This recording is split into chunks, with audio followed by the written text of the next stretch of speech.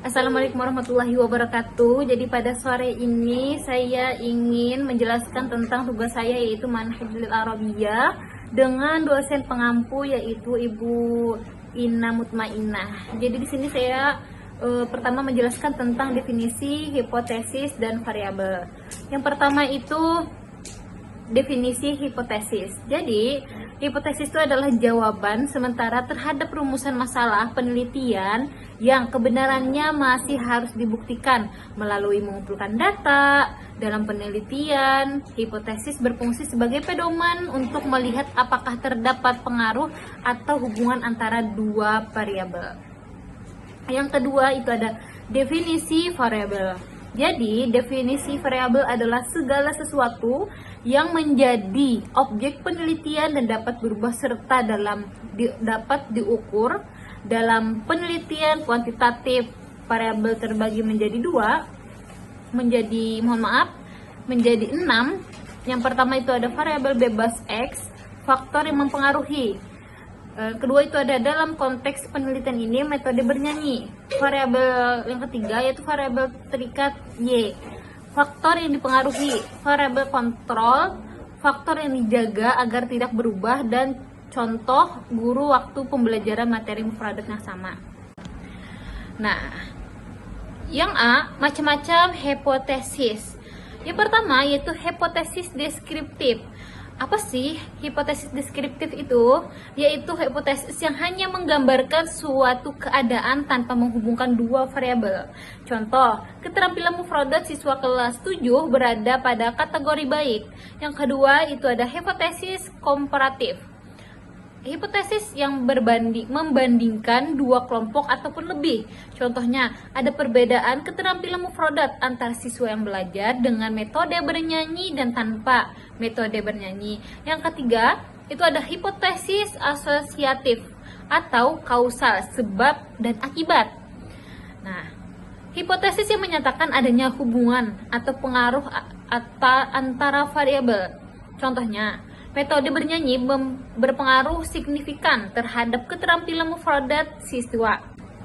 Yang keempat yaitu hipotesis 0HO yang menyatakan tidak ada pengaruh atau hubungan. Contohnya H0 metode bernyanyi tidak berpengaruh terhadap keterampilan mufradat siswa. Yang kelima itu ada hipotesis alternatif atau H1. Nah, yang menyatakan ada pengaruh atau hubungan.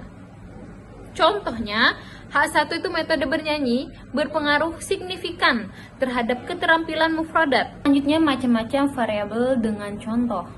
Yang pertama itu variabel bebas X, variabel yang memberi pengaruh metode bernyanyi. Yang kedua itu ada variabel terikat Y, variabel yang menerima pengaruh dari keterampilan mufradat. Dan yang ketiga itu ada variabel kontrol, variabel yang dibuat tetap seperti guru, waktu belajar, jumlah pertemuan, materi kosakata yang sama. Contoh hipotesis dan variabel dalam penelitian saya. Jadi contoh penerapan hipotesis dan variabel dalam hasil penelitian sesuai dengan saya bawakan yaitu yang pertama A, variabel penelitian. Variabel bebas yaitu X, metode bernyanyi. Yang kedua itu Y, variabel terikat, keterampilan mufradat. Dan yang ketiga itu variabel kontrol, waktu belajar, guru yang sama, materi mufradat. Selanjutnya itu adalah rumusan hipotesis penelitian. Yang pertama itu hipotesis 0, H0. Yang kedua, tidak terdapat pengaruh metode bernyanyi terhadap keterampilan mufradat siswa.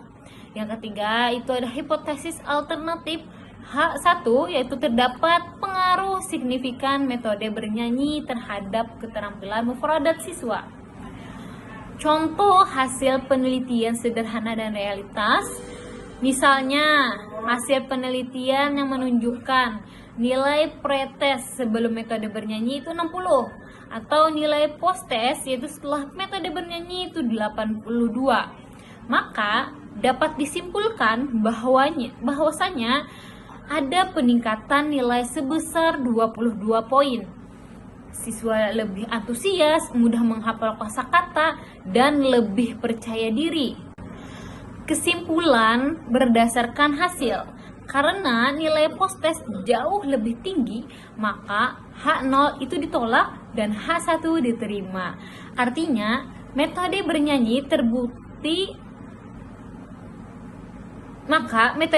terbukti berpengaruh signifikan terhadap peningkatan keterampilan mufradat siswa dalam pembelajaran bahasa Arab. Sekian presentasi dari saya. Mohon maaf jika ada kesalahan. Sekian, terima kasih.